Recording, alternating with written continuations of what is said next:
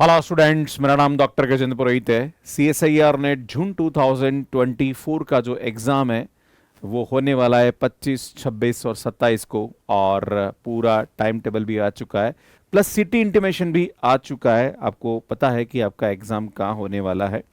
अब एक सबसे बड़ी प्रॉब्लम आती है कि एग्ज़ाम में 8 से 10 दिन बचे हुए हैं और कहीं ना कहीं स्टूडेंट्स का नेगेटिव मार्किंग को लेके बड़ा प्रॉब्लम रहता है। बात करी जाए पेपर के बारे में तो part A and part B के अंदर नेगेटिव मार्किंग होती है।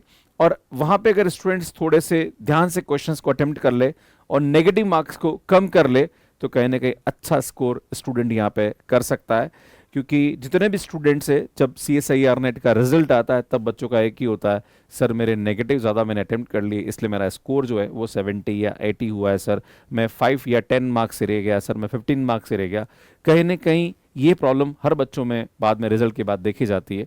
तो सुनिए, वीडियो बहुत ही इंपॉर्टेंट होने वाला है और आज मैं आपके सामने बात करूंगा कि कैसे आप अपने नेगेटिव मार्क्स को कम कर सकते हैं। और जब इस प्रकार के क्वेश्चन आप अटेम्प्ट करते हैं तो क्या आपकी स्ट्रेटजी होनी चाहिए और इन 10 दिनों में आप क्या ऐसा करें जिससे कि आपके नेगेटिव मार्क्स कम हो, इसके बारे में इस वीडियो में बताने की कोशिश करूंगा। तो सुन शुरू करते हैं। सबसे पहले बात करेंगे कंप्लीट मॉक एनालिसिस।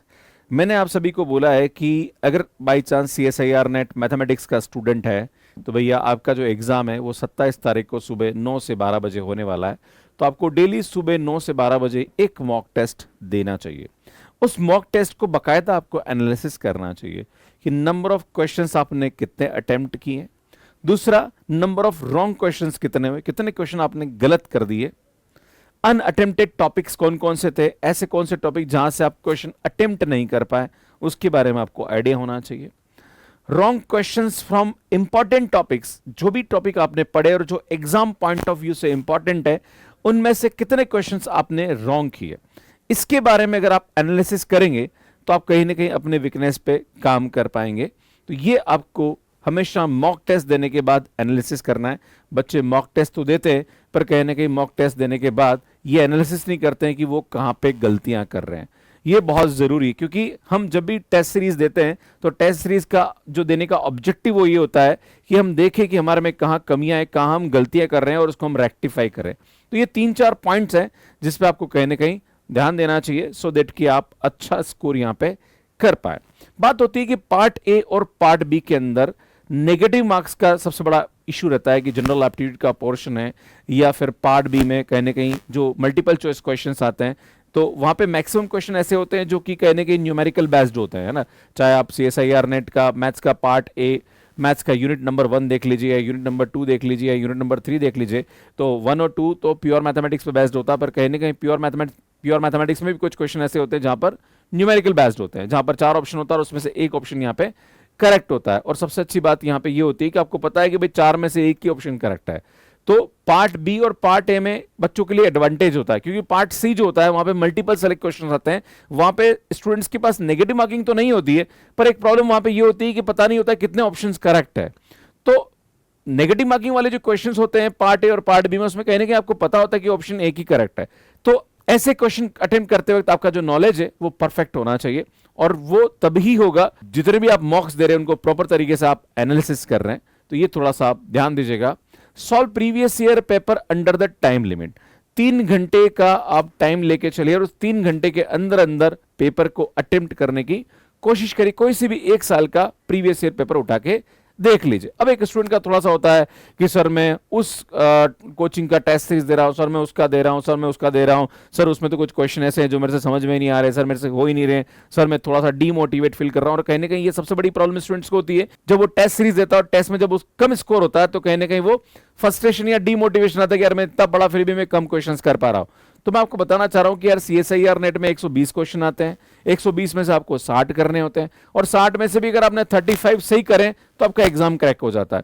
तो यार हर क्वेश्चन हर स्टूडेंट्स नहीं कर सकता, आपको पहले से ये दिमाग में रख लेना चाहिए। तो इस पे कहीं ना कहीं आपको ध्यान देने की जरूरत है। और ये जो मैंने आपको बोला है अंडर टाइम लिमिट, आप 3 घंटे का टाइम लेके चलिए और 3 घंटे आप कंसिस्टेंटली बैठ के आपको क्वेश्चंस को सॉल्व करना है। ऐसा नहीं कि बीच बीच में आप ब्रेक ले रहे हैं, नहीं, आपको ऐसा नहीं करना है क्योंकि मेरे एग्जाम में भी आपको कहीं ना कहीं 3 घंटे बैठना होगा और उसको ढंग से क्वेश्चन पेपर को सॉल्व करना पड़ेगा। तो 3 घंटे तक लगातार कॉन्सेंट्रेशन बनाना जरूरी है और यह पहले से आपको प्रैक्टिस करना होगा। स्ट्रिक्टली नो न्यू टॉपिक, कोई भी नया टॉपिक शुरू मत करिए। स्टूडेंट्स का होता है, अरे यार मैं ये वाला भी पढ़ लूं, मैंने वो ढंग से नहीं पढ़ा, मैंने ये ढंग से नहीं पढ़ा। भैया छोड़ दे, लालच नहीं करना है। लास्ट के 7-8 दिन बचे हैं, जितना भी आपने पढ़ा उसको ढंग से वापस रिवाइज कर लीजिए, उसको कहीं ना कहीं बेस्ट करने की कोशिश करिए। नया टॉपिक स्टार्ट मत करिए, नए टॉपिक को पढ़ने की कोशिश मत करिए, वो पॉसिबल नहीं है, वो हो नहीं पाएगा। नेक्स्ट बात करते हैं, only revise and recall already study topics. जितने भी टॉपिक्स आपने ढंग से पढ़ रखे हैं उन्हीं को प्रॉपर तरीके से रिवाइज करिए एंड रिकॉल करिए। इसमें अगर बात करी जाए कि इन आने वाले 10 दिन में आपका क्या शेड्यूल होना चाहिए, तो भैया आपको 3 घंटे तो बिल्कुल आपको टेस्ट देना ही है। आधा 1 घंटे में आप एनालिसिस कर लीजिए। 2 से 2.5 घंटे आपने जितना भी पढ़ा है सब्जेक्ट वाइज टॉपिक्स है उनको कहीं ना कहीं आप रिवाइज करिए। बाकी आप जितने ज्यादा क्वेश्चंस प्रैक्टिस कर सकते हैं उतने करते रहिए, सो दैट कि आप बेस्ट कर पाए, क्योंकि आपका कोर्स तो एक बार कंप्लीट हो चुका है। क्वेश्चन ज्यादा ज्यादा सॉल्व करेंगे तो कहीं ना कहीं जो टॉपिक्स है वो रिकॉल भी होंगे और रिवाइज भी होंगे और आपको कॉन्फिडेंस भी आएगा। तो मैं आप सभी से ही कहना चाहता हूं कि लास्ट समय में एग्जाम से 7-8 दिन बचे हुए, इनमें कहीं ना कहीं आपको ये चीजों का करना है। दूसरा, जनरल एप्टीट्यूड पे आधा से 1 घंटा डेली दीजिए। आप कोशिश करिए कि 15 से 20 क्वेश्चन जनरल एप्टीट्यूड के भी आप रोज सॉल्व करें। इस टॉपिक को स्टूडेंट हमेशा अंडर एस्टिमेट करता है कि यार ठीक है मैं कर लूंगा। भैया नहीं, आप 30 में से अगर 20 से 22 मार्क्स भी लेके आते हैं या 25 मार्क्स भी लेके आते हैं तो कहीं ना कहीं आपके टोटल स्कोर में बहुत बड़ा एडवांटेज देता है। तो ये थोड़ा सा आपको ध्यान देने की आवश्यकता है। बाकी यार मैं आप सभी से ही कहना चाहता हूं कि जब भी आप पार्ट ए और पार्ट बी के क्वेश्चंस को अटेम्प्ट करें तो आप थोड़ा सा अपना नॉलेज जो भी आप अप्लाई कर रहे हैं उसमें आप श्योर रहिए, कंफ्यूजन नहीं होना है। आपको लगता है कि सर यार 4 में से 2 ऑप्शन में मैं कहीं ना कहीं कंफ्यूज हो रहा हूं, तो उन 2 ऑप्शन में से आप उसको छोड़ दीजिए, उसको लास्ट में अटेम्प्ट करिए, है ना। जैसे मान लीजिए कि आपके पास पार्ट ए और पार्ट बी में आप क्वेश्चन सॉल्व कर रहे हैं, जिसमें पार्ट ए में 20 क्वेश्चन होते हैं जिसमें से आपको 15 करने होते हैं। अगर आपको लगता है कि यार सर मेरे को 9 क्वेश्चन तो एकदम परफेक्ट आ रहे पर 2 क्वेश्चन में मुझे डाउट हो रहा है, तो आप ऐसे क्वेश्चन में थोड़ा सा रिस्क ले सकते हैं। पर ऐसा नहीं कि मान लीजिए 2 में आपको डाउट हो रहा है कि यार सर 2 ऑप्शन मेरे को करेक्ट दिख रहे हैं और आपको कितने यहां पे रिस्क लेनी चाहिए, तो इसमें हमेशा 10% रिस्क लेके चलिए कि जितने भी क्वेश्चंस आपने अटेम्प्ट किए उसका 10% आप यहां पे रिस्क ले सकते हैं। मान लीजिए आपने 20 में से 9 क्वेश्चन सही कर दिए, तो आपको यहां पे 2 क्वेश्चन में डाउट आ रहा है, तो आप उसका 10% मतलब 9 का 10% मतलब 0.9 के आसपास आता है, तो ठीक है आप एक क्वेश्चन यहां पे रिस्क ले सकते हैं। ऐसा नहीं कि दोनों को आप करने बैठ गए। इसी प्रकार से पार्ट बी की बात करी जाए तो पार्ट बी में 40 क्वेश्चन आते हैं जिसमें से आपको 25 करने होते हैं, और 25 में से मान लीजिए आपको लगता है कि यार मेरे से 10 से 12 क्वेश्चन तो सही हो गए, 2-3 क्वेश्चन में मुझे ऑप्शन में डाउट हो रहा है, तो मुझे कितना रिस्क लेना चाहिए। तो अगेन 10% वाला जो कंसेप्ट है उसको अप्लाई करिए, इससे ज्यादा रिस्क मत लीजिए, क्योंकि कहीं ना कहीं आप ज्यादा नेगेटिव करने के चक्कर में आप अच्छा स्कोर नहीं कर पाते हैं। अगर आप मेरी इस बात से सहमत है और आपने पिछली बार CSIR नेट दिया है और आपको नेगेटिव स्कोर की वजह से आप CSIR नेट क्रैक नहीं कर पाए, तो प्लीज मुझे कमेंट करके बताइएगा। और बाकी और क्या स्ट्रेटजी आप फॉलो कर रहे हैं ये भी आप मुझे कमेंट करके बता सकते हैं। स्टूडेंट एक और चीज है कि कहीं ना कहीं स्टूडेंट्स के मन में ये होता है कि सर रिवाइज और रिकॉल में हमें बहुत टाइम लग रहा है, सर हम इतना कैसे रिवाइज करें, क्योंकि लगभग 10 से 12 सब्जेक्ट, इन सभी सब्जेक्ट को एक समय पर रिवाइज करना कहीं ना कहीं चैलेंजिंग होता है। तो इसमें एक तरीका और है कि आप यहाँ पे क्या करिए, जो भी आप सब्जेक्ट है उनके जितने भी शॉर्ट नोट्स हैं उनको अपने मोबाइल में रिकॉर्ड कर लीजिए। जब भी आप वॉक कर रहे हैं, थोड़ा इधर उधर घूम रहे हैं, तब आप कहीं ना कहीं रिकॉर्डिंग सुन लीजिए, या फिर आप अपने फ्रेंड्स के साथ भी डिस्कस कर सकते हैं। आप जूम मीटिंग कर सकते हैं, आपस में 2-3 फ्रेंड मिलके आप बैठ के एक दूसरे से टॉपिक डिस्कस कर सकते हैं, एक दूसरे को टॉपिक रिवाइज करा सकते हैं। तो इससे भी आप कहीं ना कहीं फास्ट में रिविजन कर पाएंगे। लास्ट में मैं आपको बताना चाहता हूं कि एग्जाम से लास्ट 5 to 7 डेज में ये स्ट्रेटजी आपको अप्लाई करनी चाहिए, क्योंकि नया टॉपिक आप पढ़ने बैठेंगे, नई चीजें आप करने बैठेंगे, तो कहीं ना कहीं आपके पास समय नहीं है। तो लास्ट में आपको इस वीडियो को कंक्लूड कर देता हूं कि यार आपको डेली एक मॉक टेस्ट देना चाहिए सुबह 9 से 12 के बीच में, अगर आपका एग्जाम टाइम ये है।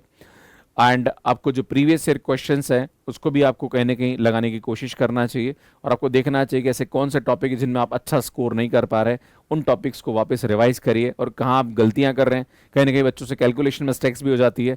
जनरल एप्टीट्यूड पे थोड़ा सा आधा सा 1 घंटा देना शुरू करिए, वो भी बहुत इंपॉर्टेंट टॉपिक, उसको अंडर एस्टिमेट मत करिए। बाकी पार्ट बी के जो क्वेश्चन हैं जो नेगेटिव मार्किंग के लिए आते हैं, उनको कहीं ना कहीं थोड़ा सा, अगर आपको कहीं लगता है कोई पर्टिकुलर टॉपिक है जहां पर आपको कंफ्यूजन आ रहा है, जहां पर काउंटर एग्जाम्पल है, जहां पर स्टेटमेंट बेस्ड क्वेश्चन हैं, या जहां पर आपको लगता है कि इसमें यार कैलकुलेशन ज्यादा से डिफरेंशियल इक्वेशन है, या इंटीग्रल इक्वेशन है, या COV है, या फिर पार्शल है, वहाँ पे कहीं ना कहीं क्वेश्चंस बहुत लंबे लंबे होते हैं, तो आपको थोड़ा सा स्पीड बनानी पड़ेगी। या मैट्रिसेस का क्वेश्चन आ जाता है, या determinant eigen values eigen vector पे बेस्ड क्वेश्चन आ जाता है, या जैसी फॉर्म है, तो कभी कभी से रेसिड्यूज पे बेस्ड भी क्वेश्चन कभी कभी लंबे आ जाते हैं, तो थोड़ा सा आपको टाइमिंग का भी देखना पड़ेगा।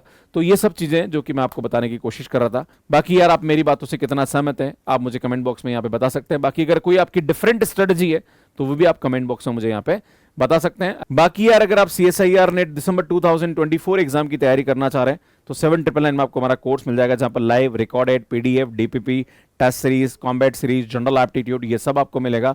अगर आप जून 2025 की तैयारी करना चाह रहे हैं तो 12999 में आपको हमारा कोर्स मिल जाएगा। इसमें अगर आप हमारी बुक्स लेना चाह रहे हैं तो ये अमेजॉन फ्लिपकार्ट पे अवेलेबल है, इनको आप बाय कर सकते हैं। सुनिए हमारा टेलीग्राम है, इसको ज्वाइन कर लीजिए, हमारे क्लासेस के अपडेट्स यहाँ पे मिलते रहते हैं। और इसमें ये मैथ्स कैर ऐप है जो कि एंड्रॉइड एंड iOS पे अवेलेबल है, इसमें इसको डाउनलोड कर लीजिए। कैसे मैथ्स कैर ऐप पे सब्सक्रिप्शन लेना, इसका वीडियो आप यहाँ पे जाके देख सकते हैं। इसमें CSIR नेट में अभी 10 डेज बचे हुए हैं, कैसे आप मोटिवेटेड रहें, इस पर एक पूरा सेशन लिया मैंने, वो आपको पूरा यहाँ पे मिल जाएगा। यहाँ पे जाके देख सकते हैं, यहाँ पे जाके चैनल सब्सक्राइब कर सकते हैं और यहाँ पे जाके ऐप को डाउनलोड कर सकते हैं। आप सभी का बहुत बहुत धन्यवाद। Thank you, bye bye.